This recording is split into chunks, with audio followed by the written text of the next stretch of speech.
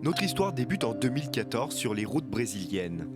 Le photographe Dom Smaz et sa compagne, la journaliste Milena Machado, découvrent lors d'un road trip un panneau de gare au titre évocateur, Helvetia. Helvetia, c'est le nom de la Suisse, quoi. C'est la Suisse. Qu'est-ce que ça fait là? Moi, j'ai jamais entendu parler vraiment de colonie en tant que...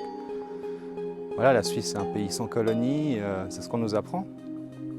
Il n'en faut pas plus pour que le couple se lance dans des investigations sur le passé de ce lieu. Quand je commence à faire des recherches, je trouve des travaux universitaires dessus. Du coup, j'apprends que c'est une colonie qui produisait du café, de Suisse et d'Allemands, qu'ils avaient recours à l'esclavage. Et bon, le truc mûrit, et puis une année après, je propose à Milena qu'on se lance pour faire une histoire. Elle qui ferait l'enquête en tant que journaliste, puis fan d'histoire, et puis que moi je documente le lieu. Et on se dit on va aller là-bas et on va voir ce qu'on trouve. Dom et Milena partent à la rencontre des habitants d'Helvetia et des descendants d'anciens colons ou esclaves de ce lieu, à l'histoire singulière qu'on qualifie aujourd'hui de Quilombo. Normalement, un Quilombo, c'est un endroit où les gens fuient, se cachent et puis montent un village. Et à force, ça devient une ville ou comme ça. Mais là, non. Là, c'est un peu différent vu que la plupart des colons ont fui à l'abolition, tellement il y avait de révoltes qu'ils ont gardé les terres, ils sont restés sur place. Le couple découvre également qu'à l'origine, le lieu s'appelait Colonie Léopoldina. Après la fin de la colonie,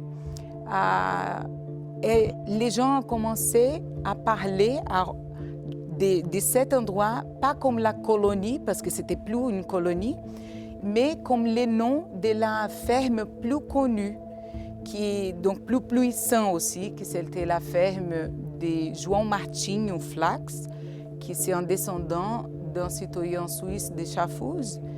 Et à la base, la ferme, elle appelle Helvetia. Cette histoire, bien que subsistante dans certaines mémoires, a été oubliée au fil du temps. Quand on demande à Reginaldo, par exemple, professeur de capoeira, lui, ça ne lui pose pas de problème parce qu'il dit non, mais moi, j'ai pas besoin de savoir cette culture des oppresseurs de mes aïeuls, quoi. Il y a une sorte de collision entre cette histoire passée, cette histoire présente, puis tout au milieu, un vide qui est l'oubli. Et je trouvais extrêmement fort, impressionnant aussi, non seulement la volonté de faire la lumière, mais tous ces petits pas entre passé, présent, l'un nourrissant l'autre, et inversement, pour arriver finalement à ce qu'il y a de plus important, c'est d'écouter les personnes descendantes, qui sont les témoins les plus légitimes de cette histoire.